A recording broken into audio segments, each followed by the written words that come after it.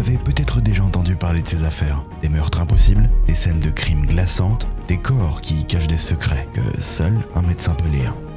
Un adolescent qui tue sa famille et en dévore une partie.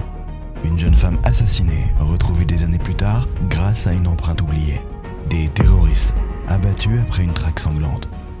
Des crimes maquillant des corps brûlés, mutilés, méconnaissables. Et au milieu de tout ça, un homme. Celui qui voit ce que personne ne voit. Celui qui lit la vérité dans les blessures. Aujourd'hui, on reçoit un invité hors du commun, un médecin légiste depuis des décennies. Expert auprès des tribunaux, témoin direct des pires drames, il a autopsié les corps, analysé les blessures et révélé les vérités cachées. Il nous raconte les affaires les plus marquantes de sa carrière et ce qu'il a découvert à l'intérieur de ces corps. Installez-vous confortablement, éteignez les lumières et préparez-vous à découvrir la vérité cachée sous la peau. Bienvenue dans StoryCube, spécial médecine légale et crimes sordides. Il va raconter qu'il voulait tuer tout le monde, il va raconter qu'il avait une mission à faire, et puis il va raconter aussi qu'il a mangé des fragments de sa mère, qu'il a bu le sang de sa mère, qu'il a mordu sa mère.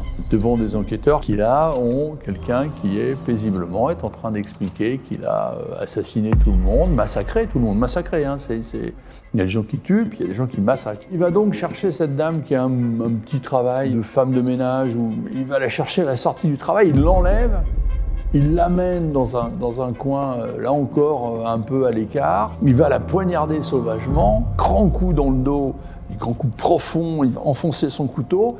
Et puis sur cette femme qui est agonisante, il l'asperge d'essence et il met le feu. Je me souviens d'avoir ressorti une malle dans laquelle il y avait un corps qui était celui d'une prostituée dans un endroit très chic, juste à côté du Stade de France.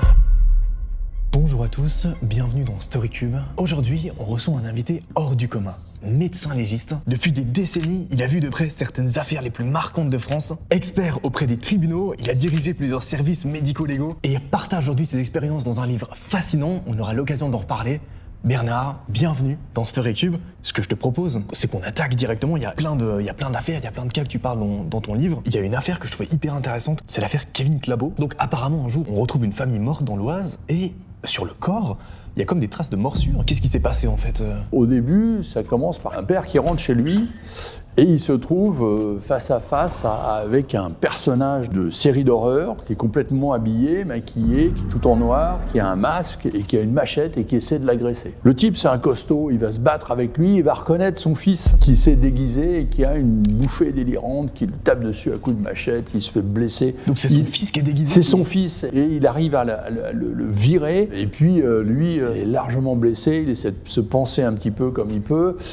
Et première chose qu'il voit dans une pièce à côté, il y a une femme qui est dans la baignoire et qui est détruite, massacrée. Puis le gars quand même, il est sévèrement blessé, donc il a appelé des secours, il est amené, il arrive aux urgences, il est complètement affolé, il dit « Qu'est-ce qui s'est passé? C'est abominable. Mon fils, il est devenu fou, il a tué sa petite amie, je l'ai vu, c'est une horreur. » Et le gars « Non monsieur, il faut vous soigner, etc. » Donc on arrive à le soigner, c'est super fort. La petite amie, on sait de quoi elle est morte, La petite amie, justement. Évidemment, il y a d'un côté quelqu'un qui est une scène de crime, puisqu'il a été tentative de meurtre, et lui est encore vivant aux urgences. Et puis on va sur le terrain, évidemment, avec le légiste, avec moi. Et là, on va découvrir la maison de l'horreur. La maison de l'horreur, pourquoi ? Parce qu'il y a, au rez-de-chaussée, il y a le corps de cette femme qui est dans la baignoire, qui est absolument détruit, que le père a identifié comme la petite amie de son fils, en le voyant comme ça, mais c'est une vision d'une telle horreur. Il y a un couteau qui a réussi à être cassé, tellement il a donné des coups. Il a cassé un couteau de cuisine, un grand couteau de cuisine. Et puis, en fait, le corps, c'est pas celui de sa petite amie, c'est celui de sa mère. C'est-à-dire que le blessé n'a pas reconnu sa femme, tellement elle est détruite, tellement il y a des coups, tellement elle est déformée. Non seulement il y a cet acharnement, mais en plus, le corps est lavé. Il est dans la baignoire, donc le type s'est acharné, il a donné des coups, il a détruit le visage à coups de couteau, à coups de masse, et il l'a lavé. C'est-à-dire, il l'a lavé, il l'a mis dans la baignoire. Il a douché dans la baignoire. T'es d'accord ? Complètement dingue. L'histoire, là, on est dans l'inquiétude totale. Alors on monte aussi dans sa chambre, et là, premier étage, Il y a des écrits complètement fous du type qui menace de s'en prendre à ses voisins, ses copains de lycée. C'est écrit sur quoi? Dans un carnet? C'est écrit, il y a un carnet, il y a une lettre, il y a des carnets qui sont griffouillés, il y a ces personnages inquiétants de films d'horreur qui sont là, dont le tueur à la machette. Et puis, dans une autre pièce, à côté, il y a un corps qui est celui d'un jeune enfant, d'un préado, et c'est son frère. Et pour lui, il lui a jeté une couverture et il l'a tué à la machette, avec des plaies qui sont hyper profondes. Donc un deuxième mort, avec un acharnement. Et cet acharnement-là, il est encore pire parce qu'on va retrouver dans le corps des traces de morsures. Mais là, on est complètement fou. Il y a une scénarisation de cette mort, il y a le fait qu'il les ait préparés, que celui dont il a quasiment coupé la tête, il a mis quand même une couverture pour le préserver. Ah, il a remis une couverture pour le préserver. Il a lavé la mer, il a attendu. Et puis, donc, on va y avoir... tout le monde est très affolé et on va protéger tous les gens qui sont sur la liste. Il vient quand même d'en tuer deux, de faillir d'en tuer un troisième. Il sort avec une machette, donc on attend. Donc la police, la gendarmerie se répartissent un peu partout. Ouais, j'allais dire, on l'a pas retrouvé, le gars. On l'a pas retrouvé, il est parti. Nous, on est en train de faire cette scène de crime. Là, on est au premier étage, puis on entend un petit bruit. Des bruits de porte. On se dit, tiens, il y a quelqu'un. Qu'est-ce qu'il y a là? Il n'y a pas de réponse. Puis on continue notre scène de crime. Deuxième jour, il y a déjà deux surprises qui arrivent. La première, c'est qu'on s'aperçoit, tout le monde est toujours en train de courir après ce type qui a disparu dans la nature. Alors on s'aperçoit qu'il y a des petites gouttes de sang supplémentaires qui sont arrivées. Et que le petit bruit qu'on a entendu, c'est le tueur qui est revenu. Quand on était au premier étage, lui essayait de remonter par le sous-sol. Et il était peut-être au rez-de-chaussée quand on a dit qu'est-ce que c'est, qui est là. Voilà. On a failli être nez à nez avec lui. Ouais, c'est ça. Nez à nez, à un étage près. Ouais. Tant mieux. Ouais, putain. Tant mieux. Parce qu'il était venu rechercher encore des machettes qu'il avait cachées. Tout avait été saisi et repris. Et on finit par le retrouver. Il a erré un peu, il s'est caché en forêt, il a attendu un peu. Et puis, tout début du printemps, il fait froid. Il finit par sortir gelé, etc. Les enquêteurs l'amènent et là, il va leur raconter une horreur. Il va leur raconter qu'il s'est pris pour un personnage. Il va raconter qu'il voulait tuer tout le monde. Il va raconter qu'il avait une mission à faire, et puis il va raconter aussi qu'il a mangé des fragments de sa mère, qu'il a bu le sang de sa mère, qu'il a mordu sa mère. Devant des enquêteurs qui sont des vieux habitués. Dans les affaires criminelles, on met... et qui là ont quelqu'un qui est paisiblement en train d'expliquer qu'il a assassiné tout le monde, massacré tout le monde. Massacré, hein, Ouais. Il y a des gens qui tuent, puis il y a des gens qui massacrent. Lui a massacré, il s'est acharné, ça a duré du temps. Et puis non seulement il les a massacrés, mais comme c'était un scénario, sa mère n'était pas partie, ou était juste en train d'aller partir quand il l'a agressé. Et puis il a attendu toute la journée le retour de petit frère qui rentrait du collège, puis le retour de son père qui est rentré encore plus tard, toujours en attendant sagement, machette à la main, qu'un nouveau arrive. Donc le personnage nous inquiète très fort. Et Kevin Clabot, il est toujours dans une unité pour malades difficiles, les UMD, parce que bien évidemment, on a fait un cas psychiatrique.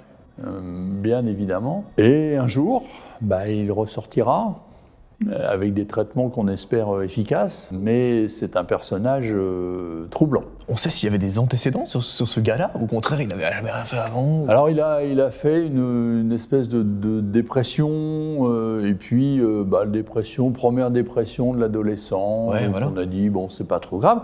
Ça nous laisse une idée quand même de la psychiatrie, de la psychiatrie. Quelquefois, il y a des choses qui sont vraiment tout à fait violentes. Et cette entrée dans la schizophrénie, là, elle s'est faite avec un imaginaire, avec des personnages... Et lui, il se prenait pour un tueur. Il s'est pris pour un tueur, il s'est pris pour le tueur masqué à la machette, et il a complètement vécu là-dedans. Donc, avec le côté « je vis dans ma bulle », mais dans cette bulle, il a déliré. totalement. Et son délire met du temps, parce que ça fait des années et des années, il met beaucoup de temps à être calmé. Il est heureusement pas encore sorti. Je crains de le voir ressortir. Ouais, bien sûr, tu m'étonnes. Et est-ce que tu sais finalement, est-ce que sa famille a souffert ou est-ce qu'ils sont morts sur le coup en C'est fait? toujours des choses très, très pénibles à dire, mais on le sait, et il y a des éléments qui nous indiquent qu'il y a une phase agonique. Ok. Ouais. Des éléments qui sont des éléments qui vont être sur un estomac qu'on va retrouver, des éléments sur les glandes surrénales. Les glandes surrénales, elles changent quand on a un stress agonique. Ça c'est quoi? Au-dessus des reins, on a des glandes qui sont les glandes qui vont nous permettre d'excréter, par exemple, l'adrénaline. Ouais. Quand tu es dans le stress. Tu vas augmenter ta tension, etc. Et quand on est en hyperstress, elles se creusent. Elles secrètent tellement qu'elles finissent par être un peu nécrosées à l'intérieur, un peu vidées à l'intérieur. Donc elles ont un aspect qui vont bien nous dire qu'il y a eu un stress traumatique, un stress au sens physiologique du terme, avec des hormones de stress qui ont été libérées. Et ça veut donc dire qu'il y a eu un temps d'agonie, un temps. Okay. C'est-à-dire que la personne n'est pas morte tout de suite. Celui qui est, par exemple, un infarctus foudroyant, il n'a pas le temps. C'est en termes de secondes. Celui qui prend une balle au milieu du front, il n'a pas le temps. Oui. Et ça s'arrête tout de suite. Et là, au contraire, tu as des éléments d'agonie, de souffrance. Donc là aussi, dans le scénario, dans le temps, ça va être très important. Ça veut donc dire que l'auteur, il s'est acharné sur quelqu'un auquel tu pouvais encore porter des secours. C'est ça, oui. Tu vois, les gens qui ont été étranglés, tu vas pouvoir dire que ça a duré. Pour étrangler quelqu'un, il va falloir des minutes. Ouais, on voit toujours dans les films qu'ils étranglent quelqu'un en quelques secondes, comme ça, il a respiré. Dans la vraie vie, ça se passe vraiment comme ça? C'est des minutes. C'est plusieurs minutes. C'est des minutes, c'est 2-3 minutes. Et c'est 2-3 minutes où tu dois appuyer pour que la personne... 2-3 minutes, tu dois appuyer. Tu vois, quelqu'un donc il faut vraiment... Il y a une violence terrible dans ces histoires-là. Et ces violences-là, notamment ces étranglements, on les voit dans des violences, souvent chez le vivant, parce que ça a été relâché à temps. Oui. Et on va beaucoup le voir dans les violences dans le couple, qui sont quand même la grande partie des violences qu'on voit aujourd'hui. La prochaine affaire dont vous parlez dans votre livre, c'est l'affaire Angélique Dumay. Celle-ci, elle date un peu, je crois que c'est une jeune femme qui a été retrouvée assassinée et dans les années 90. Et pendant des années, je crois qu'il était impossible d'identifier qui l'avait tuée. Alors oui, Angélique Dumay, c'est une histoire très, très perturbante. Qu'est-ce qui s'est passé ? C'est une jeune femme qui sort d'une boîte de nuit et puis on va la retrouver tuée dans une route de forêt, pas très très loin. Là, on est à Compiègne, et la forêt est à 1 kilomètre de là et on la retrouve. Et cette histoire-là, c'est abominable, c'est une jeune femme de 19 ans tuée sauvagement au couteau. On a tous envie de savoir qui c'est et on va chercher au mieux qu'on peut. Mais elle est retrouvée où exactement ? Dans une forêt ? Elle est retrouvée juste en bordure de forêt, dans un fossé d'une route, mais tout autour, il y a plein de routes qui mènent en forêt, donc on la retrouve là. Donc elle a été emmenée de cette boîte de nuit qui est quand même à plus d'1 kilomètre, elle est en toute soirée, donc elle n'a pas fait 2 kilomètres en talons. Donc on l'a emmenée là pour l'agresser sexuellement et puis pour la tuer. Sachant que tout le monde veut avoir le nom de coupable. Et puis rien. Alors on fait de l'ADN, on en est à l'ADN, on fait de l'ADN, des prélèvements, mais cet ADN, il correspond à rien, pas des auteurs connus, mais il n'y a pas de fichier à l'époque. Et la famille va se battre, l'avocate va se battre en disant il faut un fichier. On retrouve quand même des empreintes génétiques, on ne sait juste pas à qui elles appartiennent. Bien sûr, parce que les empreintes, il faut les comparer. Ok, ouais. Si on trouve des empreintes de quelqu'un qui n'a jamais été fiché, ouais. En fait, c'est on trouve impossible. Des empreintes. C'est pour ça qu'il y a des colcaises. Et elle, c'est typiquement un colcaise. Bonjour, c'est moi du futur. Je vous fais juste une petite précision pour ceux qui ne savent pas. En gros, pourquoi est-ce qu'on ne retrouve pas à ce moment-là qui est le coupable ? C'est simple, on retrouve les empreintes de la personne. Donc on retrouve bien des empreintes qui appartiennent à quelqu'un, mais on n'arrive pas à déterminer à qui, parce que, si vous voulez, en fait, les empreintes, à cette époque-là en tout cas, il n'y avait pas d'énormes bases de données avec des empreintes de toute l'humanité. Il y avait juste des empreintes des gens qui avaient déjà été contrôlés par la police. En l'occurrence, la personne en question, le coupable, il n'a jamais été contrôlé par la police, ce qui fait que du coup, en fait, on peut pas retrouver c'est qui. Parce qu'on n'a pas, on a ces empreintes, mais on n'a pas la personne à qui ça appartient. Donc on a juste un endroit, un fichier quelque part avec ces empreintes-là qui disent que c'est lui qui a commis ce meurtre, mais on ne sait pas à qui appartiennent ces empreintes. Voilà, petite précision. On reprend avec l'épisode, pardon, mais c'était pour être sûr que vous ayez bien compris. Ce cold case, rien ne sort. Pas possible. Il est comment le corps quand vous le retrouvez?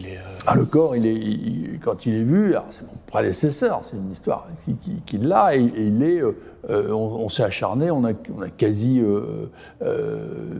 coupé la tête, enfin quasi fait un égorgement. Il y a des coups au niveau du bas-ventre, il y a des signes de ce viol qui a été commis. Donc tout est abominable dans l'histoire. J'ai une très jeune femme, très jeune, jolie femme, qui n'a aucune raison de mourir. Et donc ça reste. Et l'acharnement de la famille, l'acharnement de l'avocate, maître Bélier, va dire il nous faut des empreintes génétiques. Il faut. Alors on s'oppose à l'époque, ça va être restrictif de liberté, plein de choses. Et puis on arrive à ce fichier. Et on va faire grandir ce fichier, et c'est à cause de ce fichier qui est enrichi en permanence qu'aujourd'hui on sort des affaires, qu'aujourd'hui on sort des cold cases. Ici et dans tous les pays, quelquefois on entend une affaire est résolue, 30 ans après, on a retrouvé que l'ADN c'était finalement le vieux monsieur qui est dans la maison de retraite, et puis des années après on va finir par trouver que c'est lui. Et donc ce fichier national finit par naître, mais ne correspond à rien. L'auteur de l'histoire a pu faire parler de lui. On ne l'a pas, on ne le connaît pas. Et je reçois une femme qui vient et qui est terrifiée de la violence de son mari. Elle vient de s'en séparer tellement il est violent. La dernière fois, il y a eu des actes terribles. Et on essaie de sensibiliser, j'essaie de sensibiliser la police en disant c'est grave cette histoire, ce type-là, il est vraiment violent, il s'est acharné sur elle, il lui a tapé, il a utilisé un gros bâton pour lui taper dessus. C'est violent, il y a une vraie menace de mort. Cette dame-là, elle est à risque, c'est quelque chose de terrible qui peut arriver. Ils le convoquent, ils lui font, là, à l'époque, donc systématiquement les empreintes génétiques, le relevé, comme toute personne en garde à vue, mais on est encore à la période où on ne va pas immédiatement garder la personne en garde à vue, on n'a pas encore tout mis des dispositifs qui se sont installés d'année en année, en France et en Europe et partout où on a progressé, on a avancé. Et là, donc, il ressort. Il est furieux. Oui. Il est furieux de deux choses. La première, il est furieux parce que sa femme a enfin décidé de porter plainte. Ça fait des années qu'il la tape, des années qu'il la bat, etc. Là, enfin, il a porté plainte. Donc, il est fou furieux. Et il va donc chercher cette dame qui a un petit travail de femme de ménage, où il va la chercher à la sortie du travail, il l'enlève, il l'amène dans un coin, là encore, un peu à l'écart, à l'entrée d'une grande propriété. Il y a une allée d'arbres qui mène à cette entrée. Il va la poignarder sauvagement, des grands coups dans le dos, des grands coups profonds, il va enfoncer son couteau, et puis sur cette femme qui est agonisante, il l'asperge d'essence et il met le feu. Il va vouloir aussi s'immoler par le feu, mais il n'a plus d'essence. Alors il jette sur une route, il est là, il arrête les voitures, il leur demande de l'essence, il leur demande un briquet. Les types voient un type halluciné qui est en train de faire ça, évidemment, donne pas d'essence, pas de briquet. Oui, c'est ça, lui-même il veut se... Voilà. Et devant leur refus, etc., il y a un étang qui est pas loin, il court vers l'étang, il va se noyer. On peut se noyer tout seul comme ça, c'est possible? Il se jette, il fait froid, il se jette dans la flotte, il se noie dans un débordement de violence, et avec les automobilistes très choqués, parce que le type les a arrêtés en se mettant caillant comme ça devant la voiture. Donc il y a des témoins qui le voient sauter dans le... Témoins, et puis les témoins le voient courir comme un fou, on part le chercher et puis faire sortir avec les plongeurs. Et donc j'ai à faire les deux scènes de crime, la scène de cette femme qui a été massacrée avec ce coup de couteau, d'un poignard qu'il a laissé, et puis le corps de personne. Alors, en termes judiciaires, l'auteur s'étant tué, l'action judiciaire est éteinte. Ouais.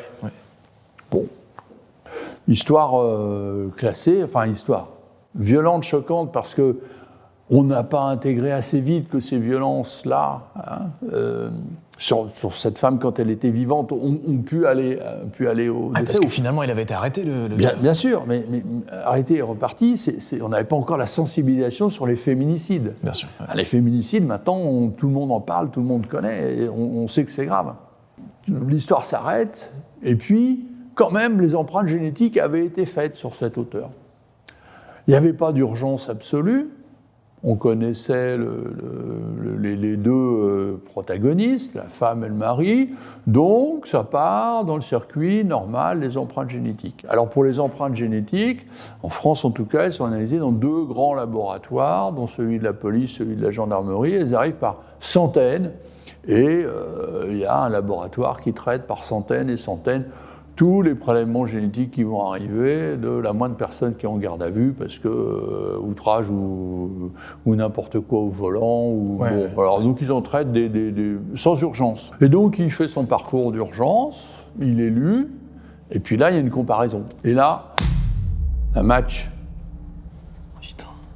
Là, Angélique Dumay, les années 90, là on est en 2012-2013. On retrouve. Ça match. C'est lui. Ça, c'est combien de temps après C'est lui.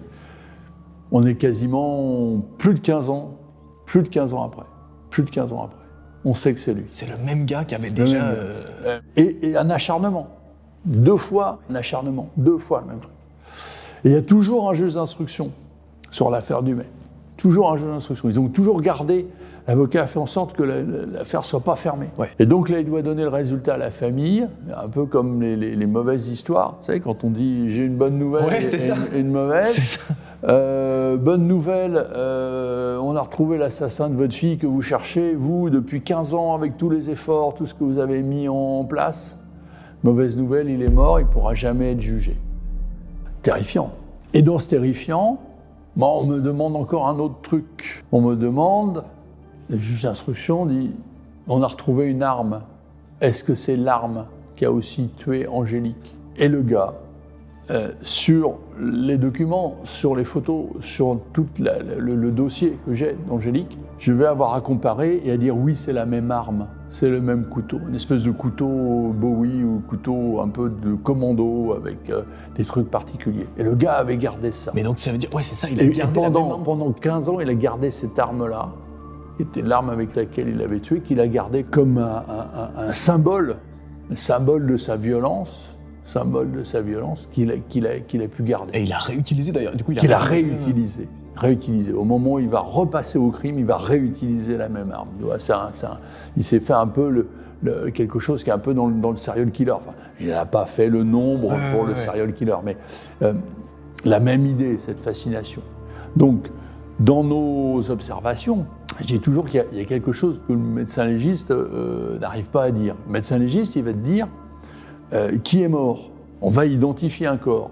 Identifier un corps, bah oui, il vient de mourir, il a ses papiers, on le reconnaît. Oui, mais quand tu as un bout d'os ou des fragments, c'est difficile. Donc, qui on sait faire ?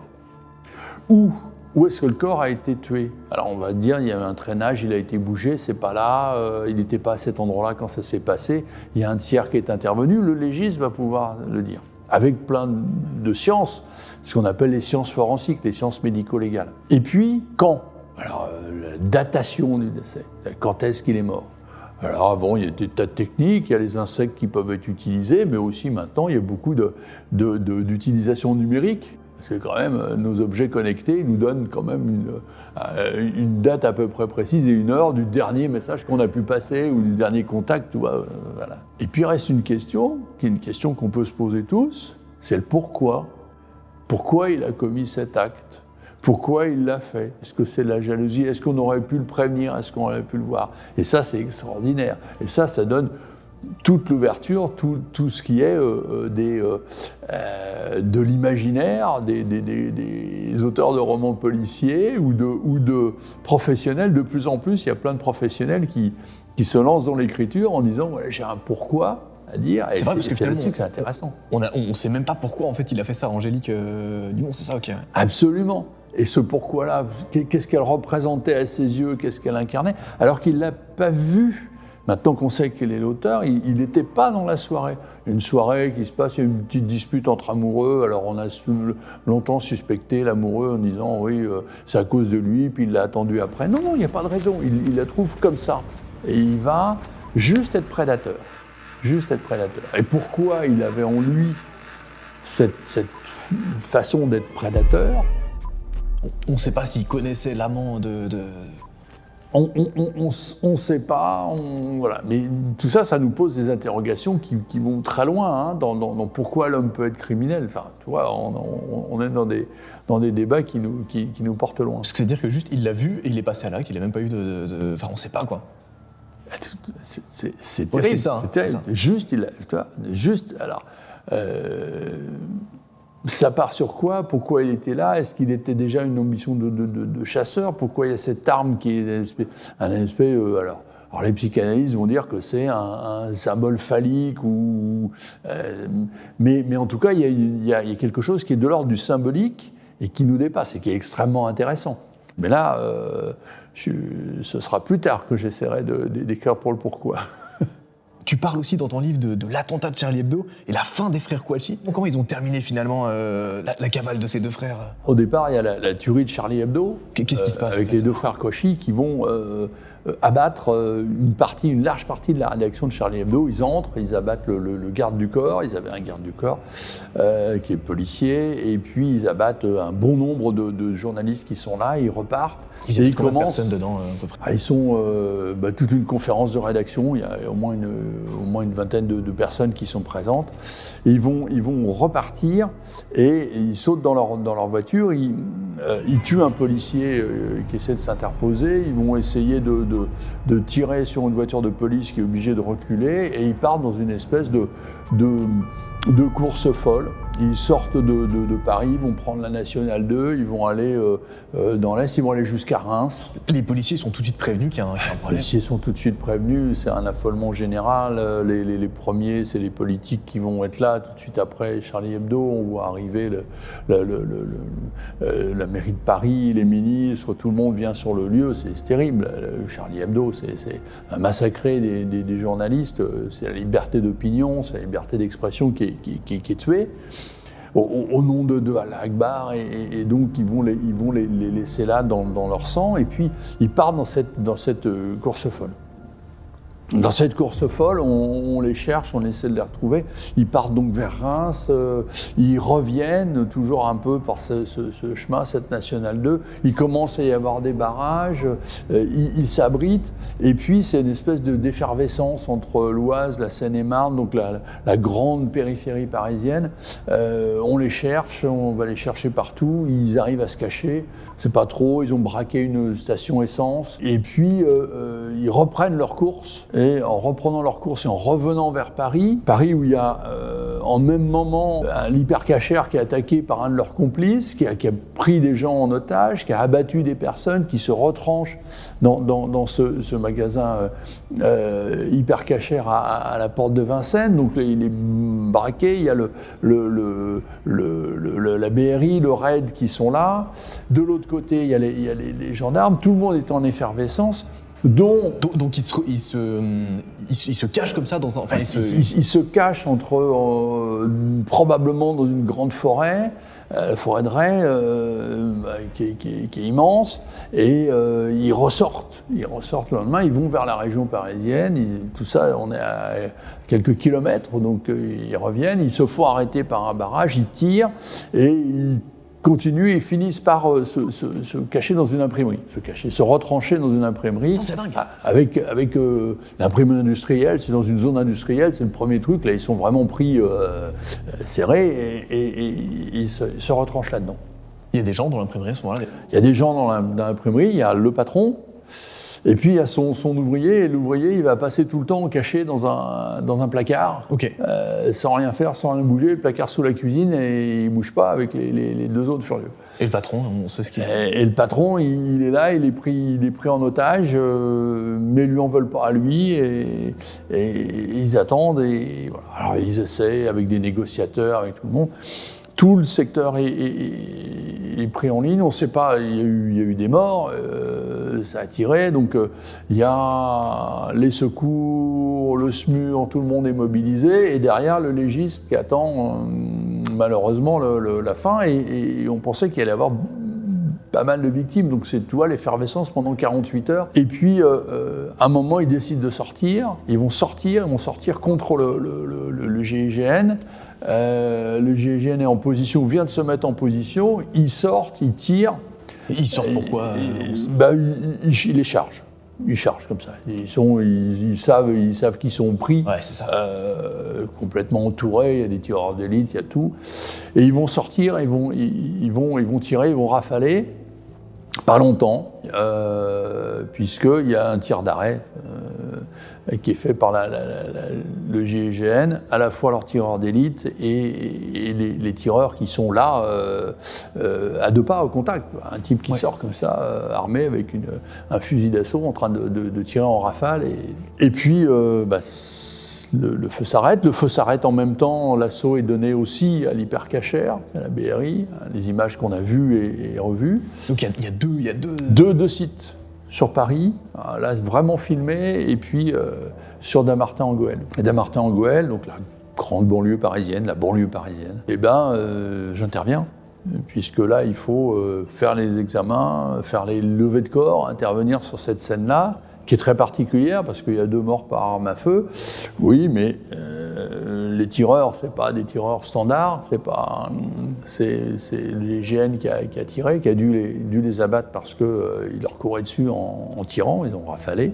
Donc il y a des cartouches autour, il y a ces types-là qui sont sortis avec en plus leur gilet pare-balles et qui ont été stoppés par un tir d'exception parce que, par exemple, j'ai retrouvé aucun orifice de tir dans le gilet pare-balles. Ok, ouais.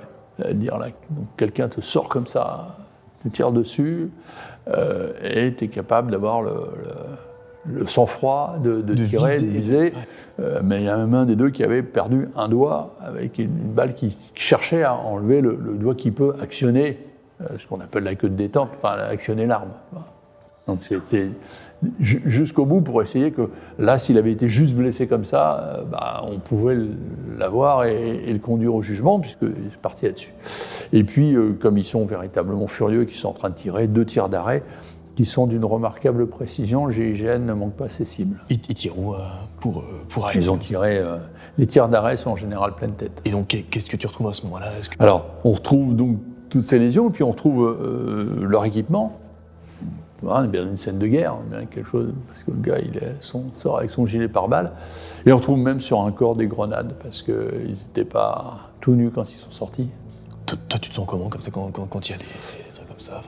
À la fois, tu es en train de faire purement ton boulot, et puis là, tu te retrouves dans quelque chose qui te dépasse. Ouais. Ça va être quelques jours après, il y a l'immense manifestation qui va réunir à Paris, et puis partout en France, des manifestations « Je suis Charlie », donc un immense courant.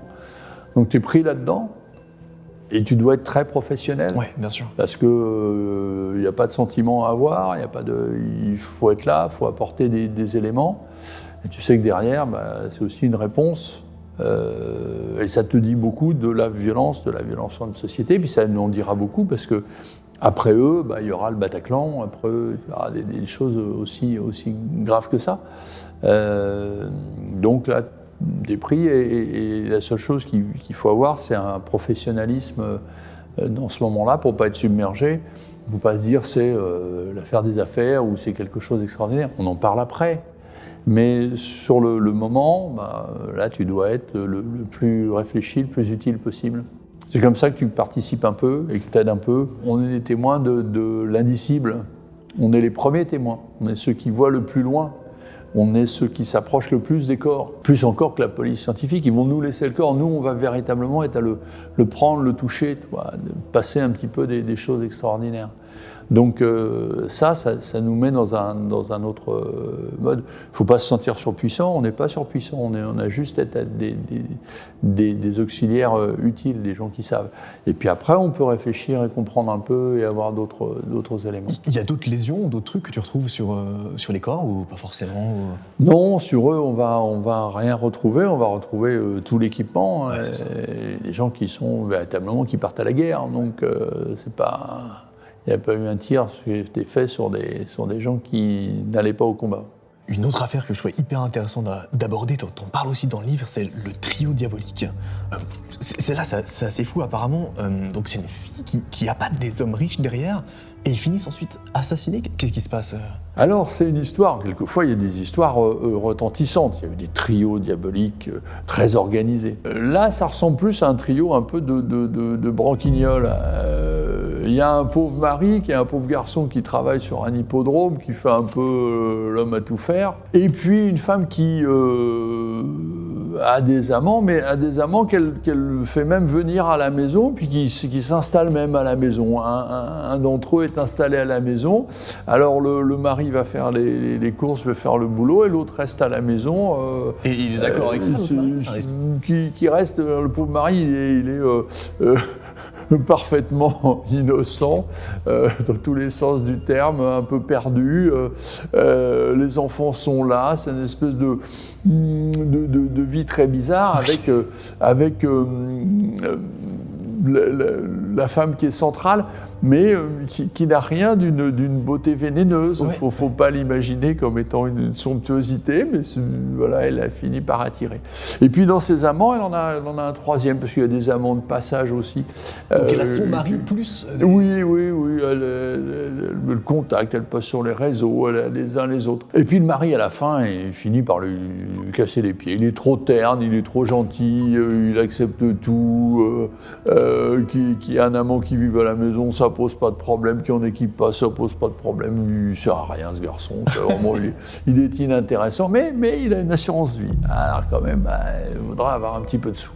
Donc on va essayer de faire un plan. Alors ils imaginent un plan où ils vont l'emmener... Quand tu dis donc c'est la femme et ses amants. La femme imagine avec sans doute l'amant principal un plan, et puis ils en retrouvent le troisième qui vient de passer en disant mais si, il faut nous aider. Ils ont d'abord essayé un costaud, un gars qui travaille dans la sécurité, qui était aussi un des amants de passage, auquel ils disent au fait, tu te souviens de la dernière soirée? Oui, c'était très bien, mais est-ce que tu peux nous aider à tuer le mari? Le gars dit ça va pour la tête, oh là là, on arrête, je te bloque, je veux plus entendre parler, qu'est-ce que c'est que cette histoire de cinglé? Et donc ils élaborent l'échafaud d'un plan où ils vont faire semblant qu'il y a une voiture qui est en panne, elle est en panne un peu plus loin, alors le mari va accepter ça, la fameuse réparation de voiture à 10h du soir quand c'est l'hiver, tu vois, où tu vas rien voir, tout ça, ta voiture étant perdue dans un coin. Voilà. Alors ils vont tuer le mari. La femme reste à la maison, envoie les deux comme ça. Elle dit si, il faut que tu ailles les aider. Si, vas-y mon chéri. Donc elle reste à la maison. Elle reste à la maison. Il y a les enfants. Et donc ils amènent le gars. Ils finissent par lui taper dessus. Ils finissent par l'étrangler. Et puis quoi faire du corps?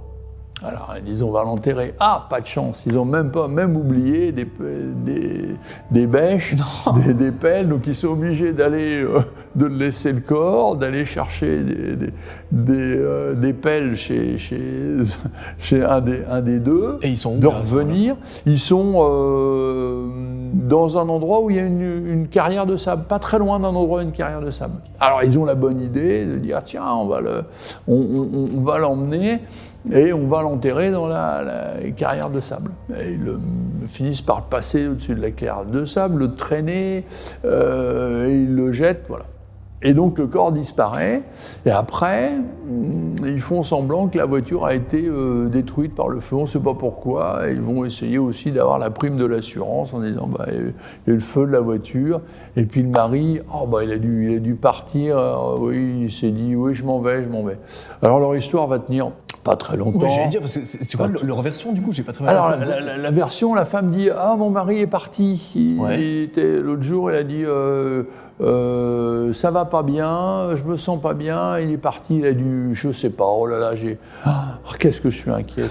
Qu'est-ce que je suis inquiète. Oh là là là, s'il pouvait revenir, mon pauvre mari que j'attends de trop. » Mais c'est tellement joué faux.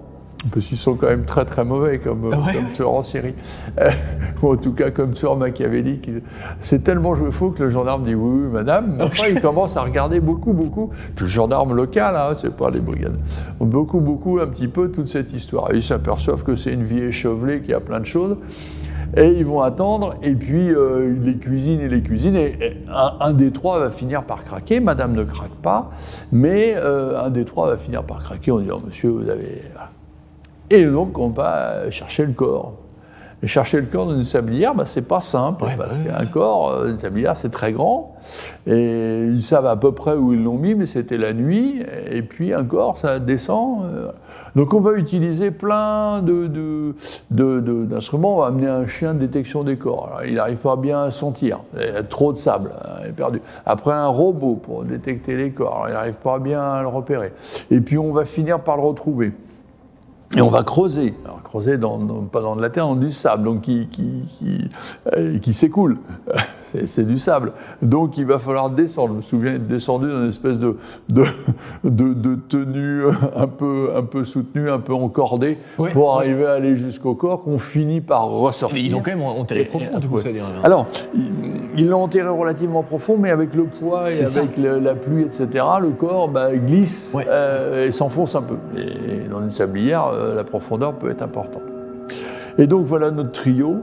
Et notre trio qui va se défausser aux assises, être aussi mauvais et incompétents qu'ils l'ont été quand ils ont tué le pauvre mari, qu'on va retrouver, alors bien conservé lui, parce que le sable conserve bien les corps, il y a des corps qui ressortent très bien conservés, donc celui-là on va bien retrouver qu'ils l'ont étranglé, et après ils vont se chamailler en disant non, il n'y a que lui qui l'a porté, moi j'ai aidé juste à le porter, moi je l'ai amené à la voiture. La femme disant oh c'est pas moi, j'étais pas là, donc j'ai pas l'idée. Tout le monde va finir par avoir des peines de prison, y compris la femme qui a guidé cette espèce d'escroquerie tordue à l'assurance. Comment on remonte à la femme finalement d'ailleurs? Enfin, eux ils avouent, les mecs ils avouent que c'est... Oui, ils vont avouer, et puis comme il y en a trois, les enquêteurs ils sont très subtils, ils disent vous savez, si vous nous dites tout, votre peine va être réduite. Oui, c'est ça. Voilà. Donc ils les prennent évidemment séparément. Donc on finit par l'avoir, et ça donne un assez déplorable débat aux assises, parce que là, c'est plus dans des bureaux de gendarmerie que ça se passe, la discussion, ça se passe en public. Et j'ai l'habitude, après avoir déposé, de rester dans les cours d'assises. C'est toujours intéressant, les cours d'assises, c'est passionnant, c'est un endroit où s'explique un petit peu le fond du crime. Alors, on le met sur la place publique.